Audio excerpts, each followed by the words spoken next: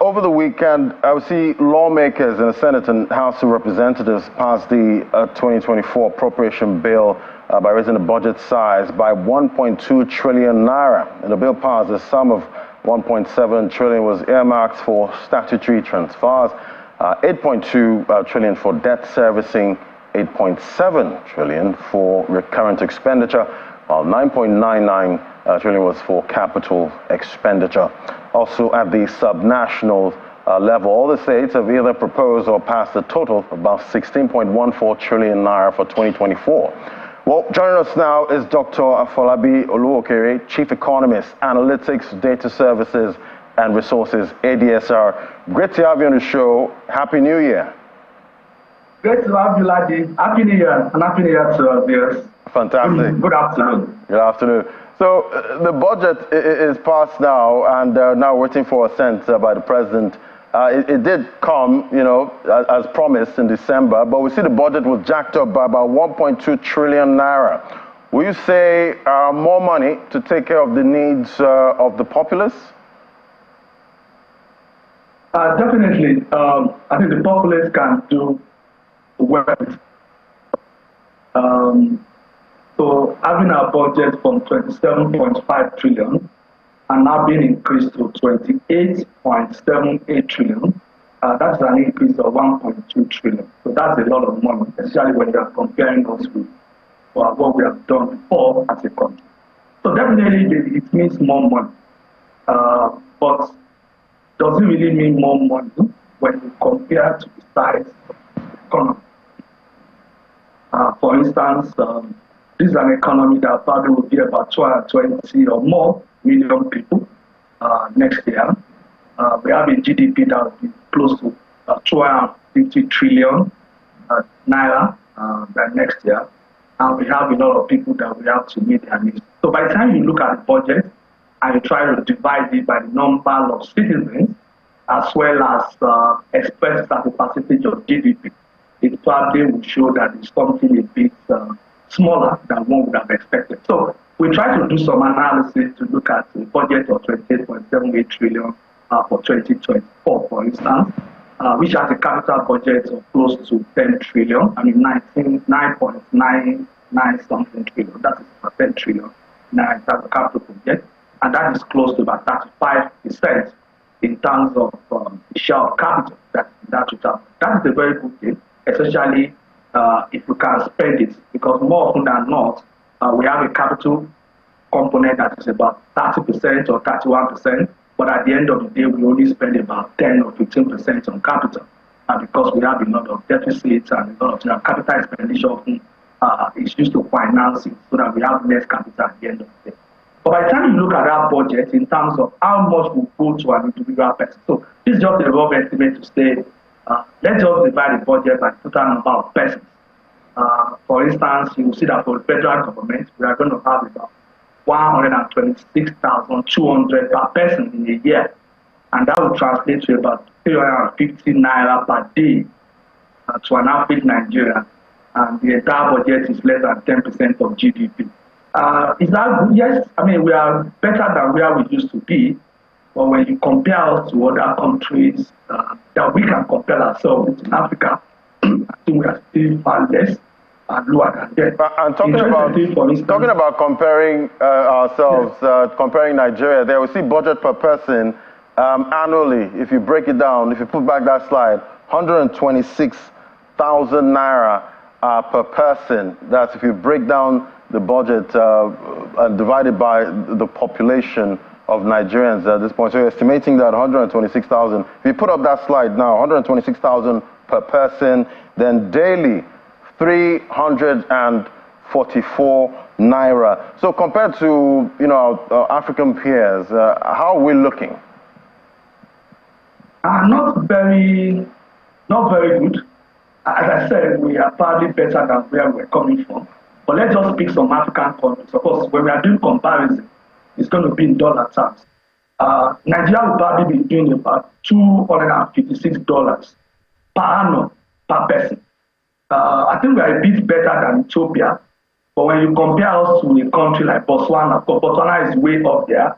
Botswana is doing $2,508.5, $2,500 per person per year, while we will be doing about 256, just 256. So Botswana is actually doing 10 times what we are doing.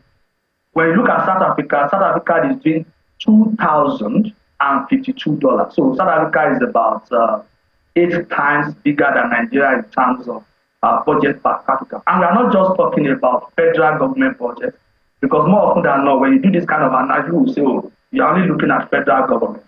We are talking about general government. General government is a consolidated account that has all the tiers of government. So Botswana 2,500, South Africa 2,000, Angola 614, Kenya 486, Ghana 473, Rwanda 286, Cameroon 285, Nigeria 256. So what that implies is that compared to countries that we may also want to be like, even better than in Africa, we still have a long way to go. So government needs to spend more. But there's also a challenge. To spend more, you need to earn more. And to earn more, and I think we can talk to the point that Mr. Iwani made, we need to encourage investment. The private sector must be buoyant enough so that they can also complement whatever the government is doing in terms of its efficiency they spending, so that they can be directed into sector where private sector can come again. In the future, government can then start making more taxes and be able to enlarge the size of the budget going forward. Okay, all right, Dr. Olowookere. Now, so let's talk about the adequacy of Nigeria's budget. The numbers are bigger, compared to 2023. But how does, inflation, currency devaluation, play into this 28 trillion naira budget? Is it, in your opinion, a high budget? So, in nominal terms, it's high budget because when you look at nominal change over 2023, we are talking of about 16% increase. 16% nominal increase. That's a lot of increase, right, for a country to make, even though that may not be sufficient to move the need to the kind of thing that Nigeria may require. But when we try to adjust that for inflation, and this is not just inflation that we are currently experiencing, for inflation expectation. In other words, we are likely to see something lower. If CBN is trying to reduce inflation, if everybody is trying to reduce inflation, we should have a projection of inflation that will probably be about 20 to 23% next year on the average. By the time you net that from the 15.9%, then it's going to be a minus 7%. So in real terms, in other words, when you adjust our budget for increase in prices, general price, that is inflation, the FGM budget for 2024 will represent a decline of 7% from the 2023 value. And as we all know, real changes are the things that will have impact on people, not really nominal.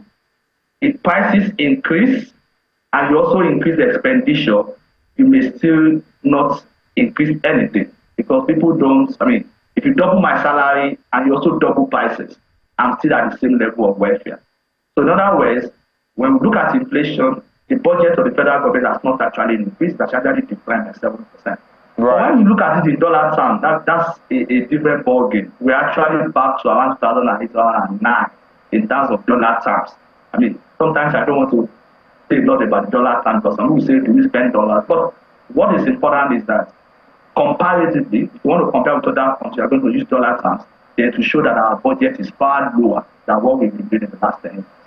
Right, because we have too much naira chasing dollars at this point. But let's look at the subnationals now. They've also passed, or in the process of signing their budgets into law. The states in Nigeria total budget amounts to about 16.1 trillion naira. Give us a sense of what your data is saying about the state budget and how it compares to 2023. Okay, thank you. So, for what you said, 16.1 trillion, that is what we currently have. All the budgets, almost all the states have presented their budget. About 30 to 34 of them have actually having passed by the National House of Assembly. About 5 to 6 of them have actually signed it into law. So 16.1 trillion is actually also a lot of money. And the capital component is about 9.7 trillion. That is almost 60% of the total budget. So when you compare what the subnational are spending on capital or are proposing to spend on capital, it's almost like twice in terms of proportion compared to the federal government. So federal government has a budget of 28 trillion and it's going to be spending about 10 trillion on capital. State governments combined have budget of 16.1 trillion and they are also going to be spending almost 10 trillion on capital. So they are spending a higher proportion of their budget on capital. Efficiency is another issue. How that is done in terms of actual is another issue. But when you also divide that by the respective number of citizens in each of these states, so what we did was to also look at projected population for all the 36 states and see what would that amount to. So that will amount to about, on the average, 72,600 naira per year per citizen, and that would be about 198 or less than 200 naira per day per citizen. And the ratio of state budget to GDP is estimated at about 5.5%, where that of federal government is estimated to close to 10%. And then when you compare that with what they did in 2023, they are having about 46.6% increase. That's a lot of increase when you compare that to the federal government. I mean, there are states in Nigeria that are also even doing more than 200% increase in terms of their budget. I mean, those are details will tell us how they are going to finance such projects when we want to more than double what they did last year. But when you adjust what they are doing for inflation, because most of them are increasing significantly, it shows that in real terms, state budgets are increasing higher than inflation in the respective states as against the federal. What I just said now varies across states. There are states where in real terms, the budget will be lower than that for 2023. There are states where budgets are far higher than 2023. And so in some of the things that we do, we try to compare different states. I'll give you an example, for instance. Lagos State will propose about 2.2 trillion, 2.25 trillion. That's a lot of money. I mean, the one that is closest to that is Rivers, which is about just 800 billion. So Lagos State is almost 3 times higher than the next state, which is Rivers. But when you compare that per citizen, it then shows that that figure may not be that high because the population of Lagos is very big and the GDP of Lagos is also very big. But there are also states that are not going to be spending a lot, but when you compare that with their level of GDP as well as the population, maybe Bayelsa, for instance, and when you look at the number of people that are there, budget per capita can be far higher than places like Lagos. So it varies across states, but what is important is that federal government is increasing, but states are increasing more. In real terms, states are positive, federal budgets are negative, but the situation varies across states. Right, so much to unpack there. Definitely, we're hoping the budget actually meets expectations going into 2024. We can fund it with as much little debt as possible or cheap debt, and we use that money well, no matter where it's got to from, even though it's cheap debt or expensive, we use it to actually get the goals that we need to get this country to a $1 trillion economy. Thank you so much for coming on, Dr. Afolabi Olowookere, Chief Economist, Analytics, Data Services, and Resources, and Happy New Year to you again. Happy New Year, and have a great and prosperous day. You too. Thank you.